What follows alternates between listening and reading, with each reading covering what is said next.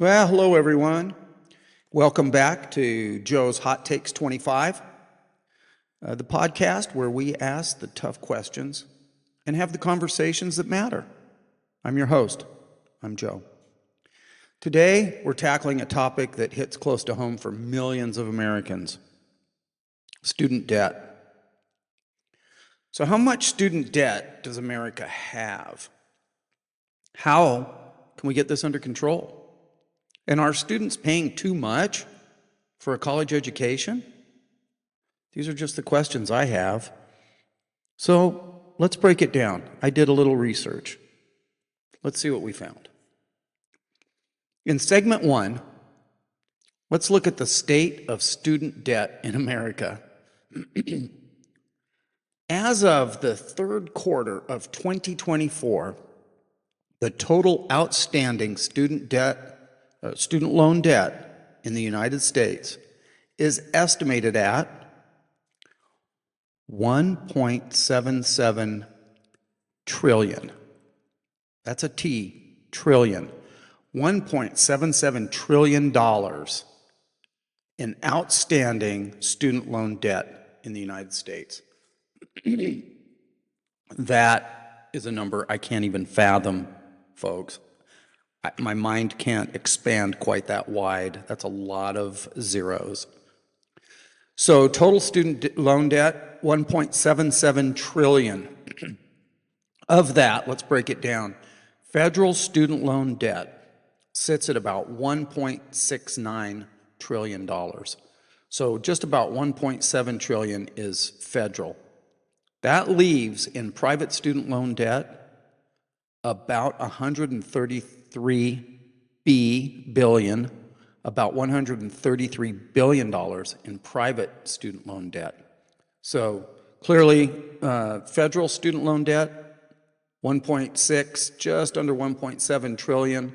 The rest of it looks like about 133.4 billion in private. Now, number of borrowers. It's estimated around 42.7 million Americans have borrowed money and at this moment have outstanding student loan debt. 42.7 million Americans. The average federal student loan debt sits at about $38,300. On average, our student loan debt is around $38,000. That's a lot of money. $38,000. The average total student loan debt, including private loans, jumps up to about $41,500. So at the federal level, about $38,000. The average student debt for an average American, about $41,500. That's an average. That's an average. These numbers are staggering. So why is college so expensive? Let's take a look at where that money goes. Let's jump into segment 2, breaking down fees and costs. The cost of education is high because institutions must pay for professors and staff salaries. So universities need experienced faculty, and I want to come back to that, experienced faculty. But are they being paid too much? Is this experienced faculty, these professors, are they being overpaid? I don't know. We'll break that down too. How about building costs? So universities invest in infrastructure. That can be really expensive. And keeping these buildings up. I live in Arizona. Excuse me.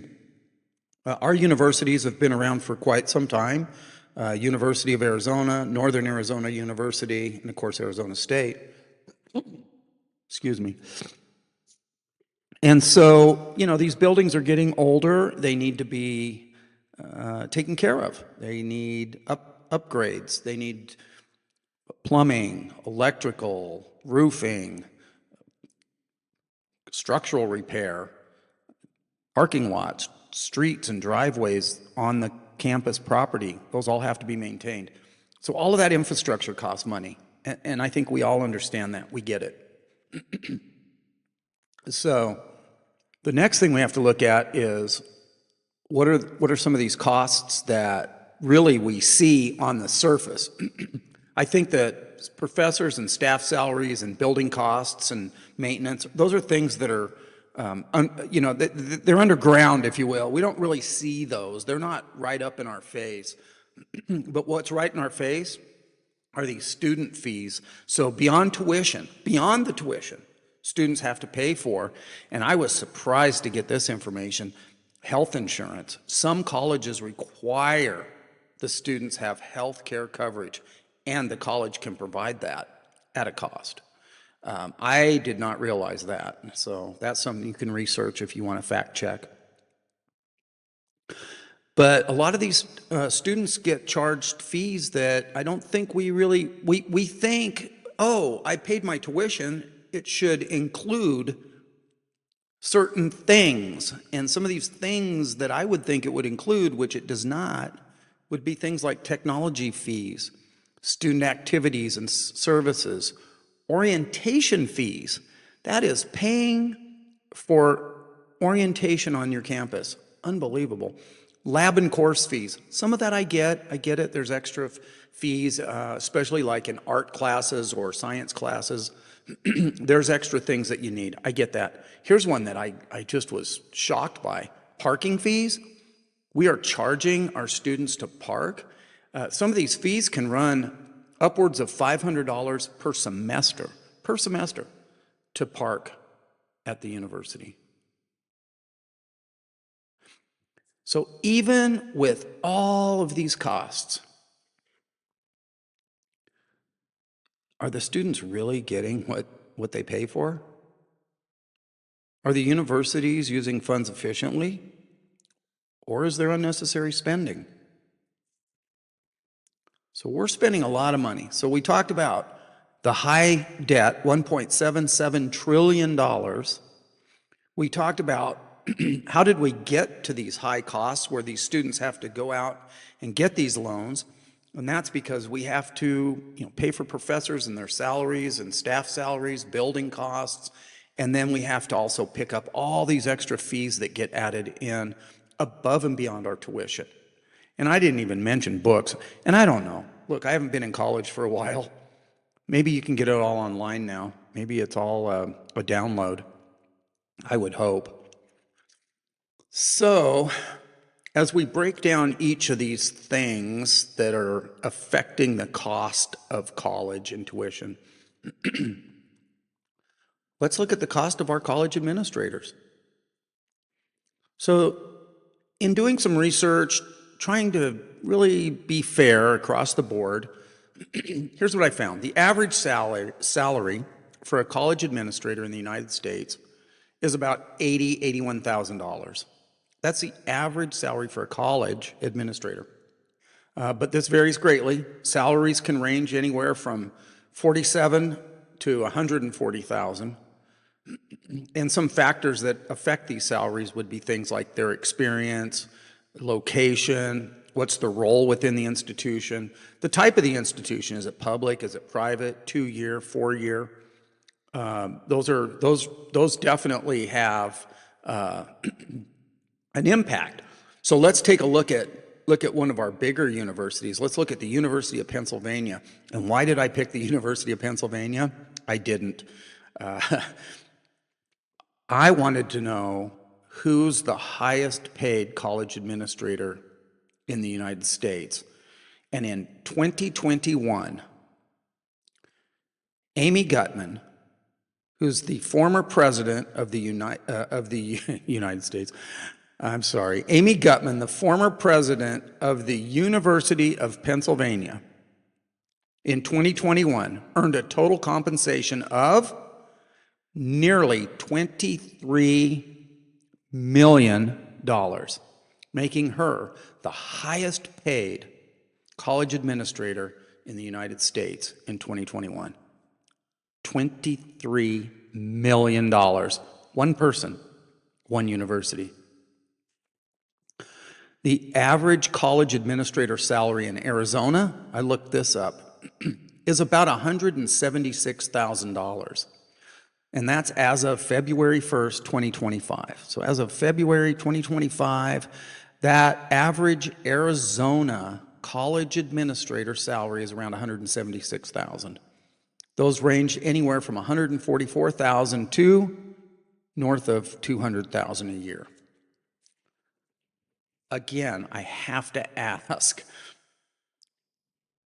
how does this benefit our colleges and our students?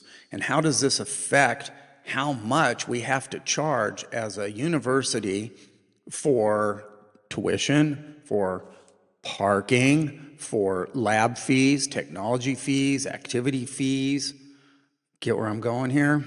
Can we cut those down a little bit? I don't know. Just asking the questions. And keep in mind that these are salaries. I'm talking about the average college administrator salary in Arizona at $176,000. What we're not adding into that is the perks. There's a lot of perks that come with these positions. Perks like car expenses, travel, housing, bonuses.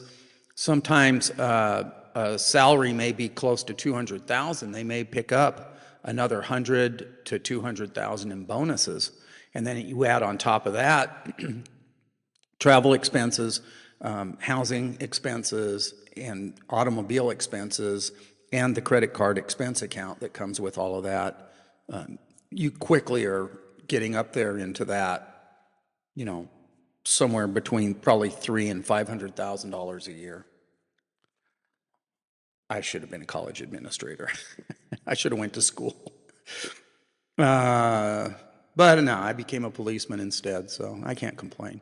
Okay. So are administrative costs driving up the tuition?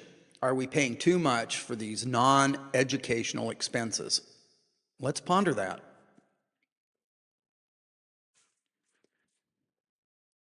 We'll move into segment number 4, which is how are students using the loan money? So a 2019 Lending Tree survey, this is Lending Tree, 2019 Lending Tree survey found 20% of students use student loan funds for travel. So 1 out of 5 students used their funds for traveling. 26%. So now we went from a fifth to a quarter. So 26% of them used the funds for clothing. And interestingly, only about 10% reported that they used the money solely for tuition. Only 10%. So that $1.7 trillion we're talking about, only 10% of those students that borrowed the money actually used it solely for what its purpose is, and that is tuition. 25%, 26% actually used it for clothing, and 20% used it for travel. So it really raised a question. There's a lot of talk right now about do we forgive student debt, and do you do it across the board? Well, my question now is, how do I feel about reducing or eliminating student debt for everybody? And now I'm starting to wonder, do we need to maybe go back and find out, where did you spend this money? Because if it was spent on tuition, then maybe we can work with you. Maybe we can figure out ways to reduce the amount of these loans and reduce the cost to actually attend school. But when I see that a fifth and a fourth are being used for clothing and travel, then that really raises questions. So a report that was issued back in 2018, so I'm going back a ways, by the National Association of Student Financial Aid Administrators revealed, in part, this is in part, I'm going to give you some quotes, since low-income students and their families have fewer resources to devote to the cost of college, This may explain why they are more likely to use loans to cover non-tuition expenses, the report said. The authors went on to point out that students at community colleges and for-profit colleges are the least likely. They are the least likely to complete their programs, and that default rates in those two sectors are higher than those in public or private nonprofit four-year institutions. This is an indicator of the intentions of the student. It appears that those who seek a four-year degree are more successful at graduating than those who attend community and trade colleges. That's what it appears.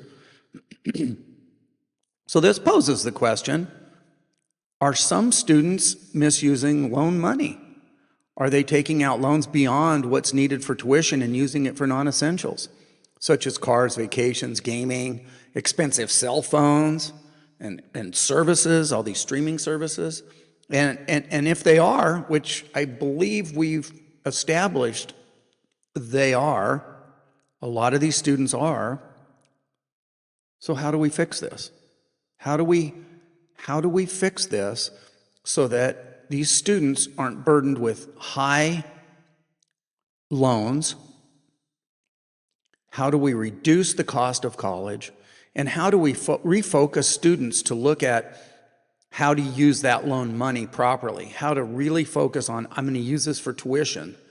If I want to get a new car or I want to take a vacation, then I need to get a job and I need to work and make a little extra money. I get it. I've been there. I worked. I went to school. I got a bachelor's degree. I carry zero student debt. I paid all my loans off. That's just me. Okay. So let's jump into the debate on the tuition relief. This is segment 5. There's two major issues when discussing student debt relief, I believe. Question 1 is, which I've already talked about, is university spending and the salaries too much? Are we paying too much for administration, for salaries, for the infrastructure? I don't know. Are students truly getting the best education for the money? Are professors our best educators? Well, at the very beginning of this, we talked about the salaries that some of these professors are picking up. And wow, I had to think about this and I had to do a little research. How many of these professors are what we call career students? They graduated high school, maybe went to a community college, maybe went straight to the university, got their degree, continued going to school. Many of these professors carry multiple degrees. And then from there went into being educators at either a high school, a college, or a university level. And eventually became the professors at these universities. Okay, so my question is this. These are career students who became teachers. They're not actual practitioners. These are not people that have gone out in the real world, worked real world jobs, and brought real world experience into the classrooms. This is someone who has gone to school, been told by others what it's like out there, has been told by others details about their profession, details about their what's the word I'm trying to say? Their specific training, teaching. Maybe they teach history, maybe they teach mathematics. And so it's interesting that, I don't know, are we getting the best bang for our buck from an educator that's never been a real world practitioner? I don't know. And part of that argument is, well, they are real people in the real world, and they really buy houses, and they really buy cars, and they really are consumers, and they are really part of society. And I get that. I get that. But if I went to school for 5 years, 6 years, and never picked up a hammer and a nail, a screwdriver and pliers, but I'm teaching auto mechanics, or I'm teaching construction, or I'm teaching how to be an electrician, but I've never actually picked up those tools.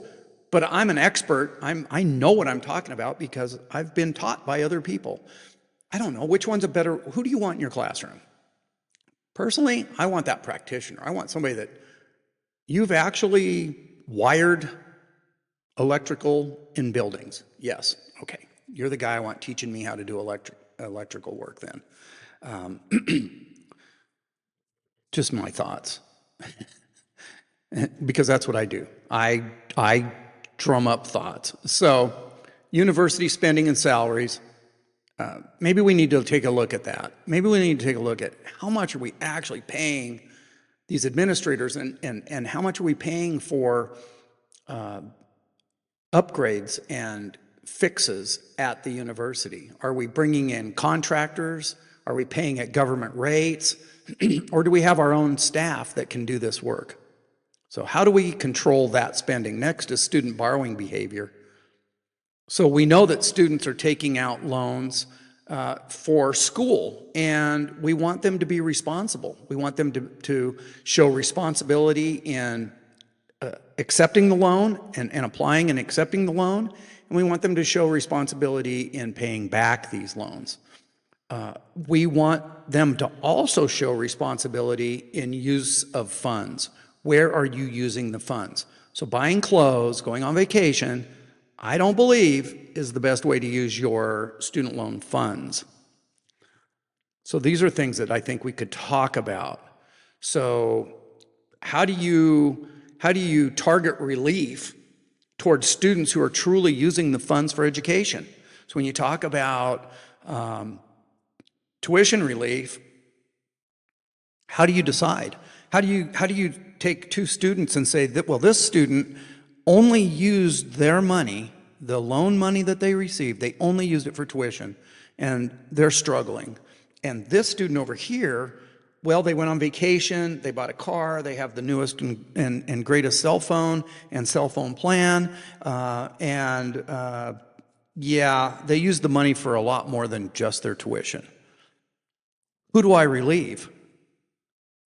I don't feel that we have the responsibility as American taxpayers to offer relief. I try not to leave opinions in my podcasts. I've said that before. But here I go. I don't know if we should, as American taxpayers, be willing to forgive student debt or student loan debt to a person who did not properly use the student loan.